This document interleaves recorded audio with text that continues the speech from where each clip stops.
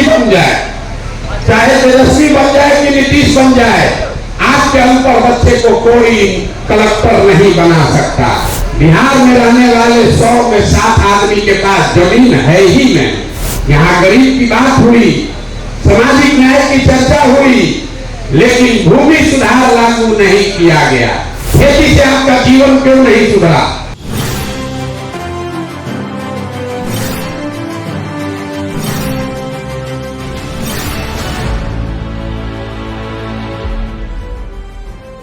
लालू नीतीश के इस राज में स्कूल से खिचड़ी बट रहा है और कॉलेज से डिग्री बट रही है। पढ़ाई दोनों में कहीं नहीं हो रहा है।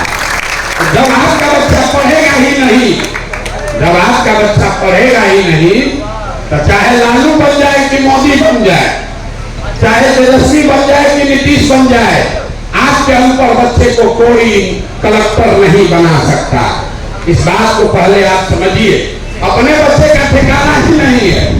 सब लोग देश का विश्व गुरु बनाने के चक्कर में लगा, सब बड़े बड़े बात कर रहा है, कोई बात नहीं कर रहा है कि हमारा बच्चा पढ़ेगा कि नहीं पढ़ेगा।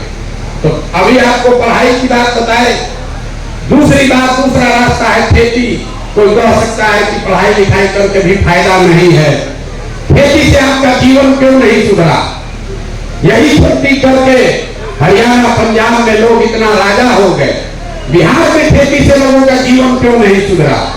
वो इसलिए कि समाजवाद की जमीन पर 100 में 7 आदमी के पास बिहार में एक धूल जमीन नहीं है।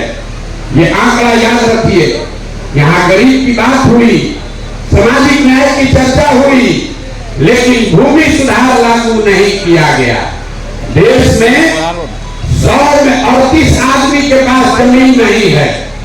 बिहार में रहने वाले 100 में 7 आदमी के पास जमीन है ही नहीं।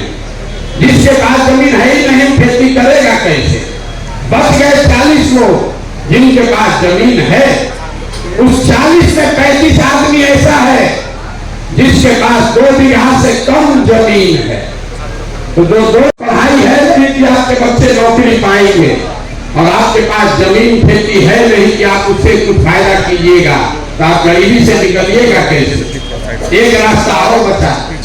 लोगों ने बताया अगर आपके पास व्यापार हो, कोई ना कुछ रोजी रोजगार का व्यवस्था हो, दुकान खोल लीजिए तो कुछ ना कुछ आपका भला हो सकता है। वो आप क्यों नहीं कर पाए?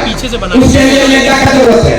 आपको यहाँ खाद का दुकान खोलना है, सिलाई का दुकान खोलना है, उसके नेता का क्या जरूरत है? वो आप क्यों नहीं कर पाए? वो इसलिए याद रखिए 100 में 80 आदमी